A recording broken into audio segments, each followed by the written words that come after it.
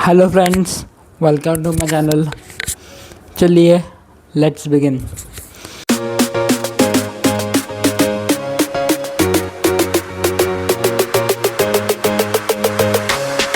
सो hello guys, मैं videos में थोड़ा कंसिस्टेंसी लाने की कोशिश कर रहा हूँ। तो इस हफ्ते मेरा एक वीडियो ऑलरेडी आ चुका है। अगर आपने वो नहीं देखा, जो तेरे इसमें का रिव्यू है, आपने वो नहीं देखा तो वो ज़रूर देखिए। और आज हम सेकंड चीज़ के बारे में बात कर रहे हैं। तो फिर आज हम बात करने वाले स्ट्रेंजर थिंग्स सीज़न 5 के बारे में। So let's begin.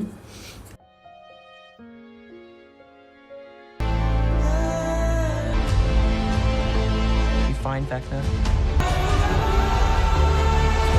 No matter the cost. Stranger things का सीज़न 5 है, उसका जो वॉल्यूम 1 है, वो भी रिसेंटली रिलीज़ हुआ है। मतलब 2-3 दिन पहले रिलीज़ हुआ है। और इसमें कुल मिला के 4 एपिसोड्स हैं और एक एपिसोड की लेंथ एक घंटा। और जो आखिर का एपिसोड, चौथा एपिसोड, उसकी लेंथ 1 घंटे 20 मिनट तक है। तो एपिसोड काफ़ी लंबे है, पर सिर्फ 4 एपिसोड्स है। तो अगर आपको अब आपने अगर स्ट्रेंजर थिंग्स नहीं देखा है तो आपको मेरे ख्याल से बिल्कुल देखना चाहिए, क्योंकि Stranger Things one of the goateds of Netflix है। ये जो जिसने नेटफ्लिक्स को जो स्टार्टिंग किया है, जो स्टार्टिंग का शो था जिसने नेटफ्लिक्स को पूरे ग्लोबली रिकॉग्नाइज किया, वो स्ट्रेंजर थिंग्स था। जो कोविड से भी पहले आ चुका है, जब OTT की इतनी वेव नहीं थी, तब ये शो आके उसने तब रिकॉर्ड्स तोड़े थे। और ये मेरे ख्याल से 9-10 साल से शो चल रहा है। और अभी इस शो का जो फिनाले आ रहा है, तो मेरे ख्याल से one of the most GOATed show में से एक। और आपने अगर स्ट्रेंजर थिंग्स मिस किया तो आपको अभी इस हाई टाइम को आपको स्ट्रेंजर थिंग्स देखना चाहिए। और स्ट्रेंजर थिंग्स मेरे ख्याल से बहुत सारे लोगों ने देख चुका है, क्योंकि मेरे भी अलाउन मेरे कॉलेज के दोस्त हैं, वो भी जो रेगुलरली मूवी वगैरह सीरीज़ देखते नहीं है, उनके भी मालूम है कि स्ट्रेंजर थिंग्स नया सीजन आ रहा है।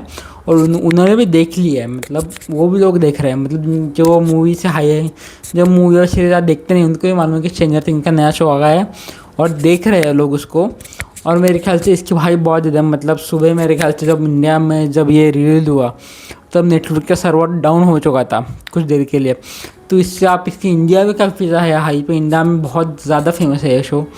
सो ये इस शो की इंट्रोडक्शन की देने की तो मेरे को ज़रूरत नहीं है। सो हम जो सिर्फ जो स्ट्रेंजर थिंग्स का जो वॉल्यूम 1 है सीज़न 5 का, उसके थोड़ी सी उसके बारे में बात करने वाले हैं।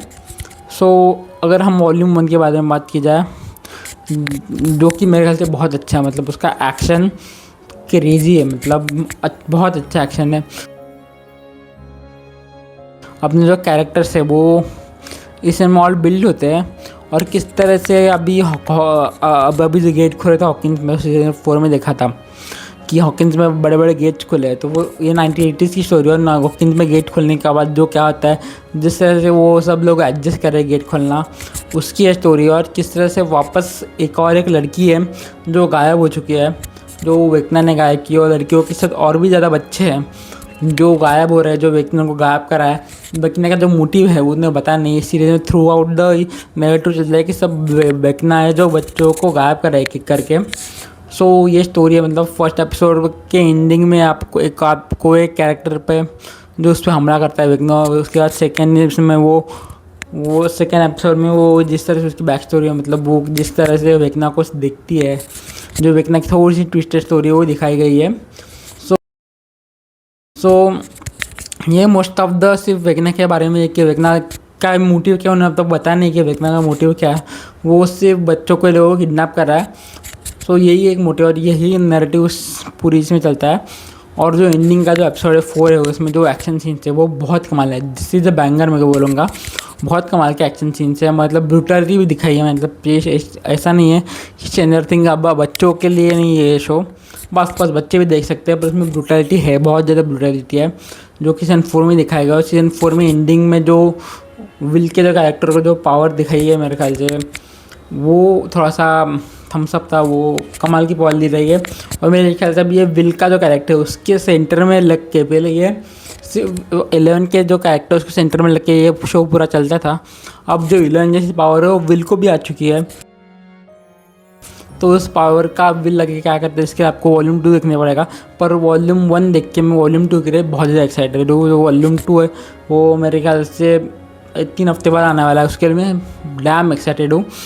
और जो विल का जो कैरेक्टर है, मतलब मेरे ख्याल से विल वेकना एल, ये तीनों की किसी न किसी से कनेक्टेड है, क्योंकि बिल को जो पावर मिली जो एल जैसी जो पावर मिली है, तो इसमें हम काफ़ी सारी बातें बारे में बात कर सकते हैं। सो मेरे ख्याल से तो ये कमाल का होने और कुछ अलग कॉन्सेप्ट डलाएंगे मेरे ख्याल से। और जिस तरह से वो बच्चे लोगों को वेकना लास्ट में लेकर गया है, कुछ ना कुछ उसका बड़ा प्लान है। सो मैं इसके लिए बहुत ज़्यादा एक्साइटेड हूँ। अगर आपने स्ट्रेंजर थिंग्स नहीं देखा तो फिर देखो। हाँ, शो लंबा है, 4 लंबे सीजन से 4th सीजन तो बहुत बड़ा है, पर ये मेरे से वर्थ इट है। और जिस तरह से आपके एपिसोड वैसे जाएंगे, ये आपको शो आप पे ग्रो होगा कि आप देखने सकोगे और क्या है और क्या है। मतलब सीज़न 1 के लेवल से ना उस सब आगे ही बढ़े। सीज़न 1 अच्छा था, 2 से भी अच्छा। मतलब जो लेवल है वो आगे ही बढ़ती गई है एपिसोड्स की, जो क्वालिटी है वो बढ़ती गई है। मेरे ख्याल से एक हॉलीवुड मूवी की जो इतना बजट है, उतना बजट मेरे ख्याल से एक एपिसोड को दिया है, बहुत पैसा खर्चा किया है, और वो स्क्रीन पर दिख के आता है। अब आप कह सके बॉडी कोई 4K टीवी या फिर बड़ी स्क्रीन हो, तो फिर आप मेरे ख्याल से उस पर प्रीफर करो, क्योंकि जो बजट है वो दिखना, मतलब इफेक्ट है वो काफ़ी बढ़िया है। और मैं सीज़न 4 के लिए बहुत ज़्यादा एक्साइटेड हूँ। जो उस तरह से विल का जो एंडिंग में उन्होंने विल की जो पावर दिखाई है वो कमाल की है। बाकी भी कैरेक्टर्स है, डस्टिन है, तो उस पावर का विल लगे क्या करते हैं, इसके आपको वॉल्यूम 2 देखने पड़ेगा। पर वॉल्यूम 1 देख के मैं वॉल्यूम 2 के लिए बहुत ज़्यादा एक्साइटेड हूँ। जो वॉल्यूम 2 है वो मेरे ख्याल से 3 हफ्ते बाद आने वाला है, उसके लिए मैं डैम एक्साइटेड हूँ। और जो विल का जो कैरेक्टर है, मतलब मेरे ख्याल से विल, वेकना एल, ये तीनों की किसी न किसी से कनेक्टेड है, क्योंकि बिल को जो पावर मिली जो एल जैसी जो पावर मिली है, तो इसमें हम काफ़ी सारी बातें बारे में बात कर सकते हैं। सो मेरे ख्याल से तो ये कमाल का होने और कुछ अलग कॉन्सेप्ट डलाएंगे मेरे ख्याल से। और जिस तरह से वो बच्चे लोगों को वेकना लास्ट में लेकर गया है, कुछ ना कुछ उसका बड़ा प्लान है। सो मैं इसके लिए बहुत ज़्यादा एक्साइटेड हूँ। अगर आपने स्ट्रेंजर थिंग्स नहीं देखा तो फिर देखो। हाँ, शो लंबा है, 4 लंबे सीजन से 4th सीजन तो बहुत बड़ा है, पर ये मेरे से वर्थ इट है। और जिस तरह से आपके एपिसोड वैसे जाएंगे, ये आपको शो आप पे ग्रो होगा कि आप देखने सकोगे और क्या है और क्या है। मतलब सीज़न 1 के लेवल से ना उस सब आगे ही बढ़े। सीज़न 1 अच्छा था, 2 से भी अच्छा। मतलब जो लेवल है वो आगे ही बढ़ती गई है एपिसोड्स की, जो क्वालिटी है वो बढ़ती गई है। मेरे ख्याल से एक हॉलीवुड मूवी की जो इतना बजट है, उतना बजट मेरे ख्याल से एक एपिसोड को दिया है, बहुत पैसा खर्चा किया है, और वो स्क्रीन पर दिख के आता है। अब आप कह सके बॉडी कोई 4K टीवी या फिर बड़ी स्क्रीन हो, तो फिर आप मेरे ख्याल से उस पर प्रीफर करो, क्योंकि जो बजट है वो दिखना, मतलब इफेक्ट है वो काफ़ी बढ़िया है। और मैं सीज़न 4 के लिए बहुत ज़्यादा एक्साइटेड हूँ। जो उस तरह से विल का जो एंडिंग में उन्होंने विल की जो पावर दिखाई है वो कमाल की है। बाकी भी कैरेक्टर्स है, डस्टिन है, पर मेरे ख्याल से विल के पावर भी सेंटर में चलता है। हॉपर भी है, हॉपर और 11 अपसाइड डाउन में अटके हुए हैं।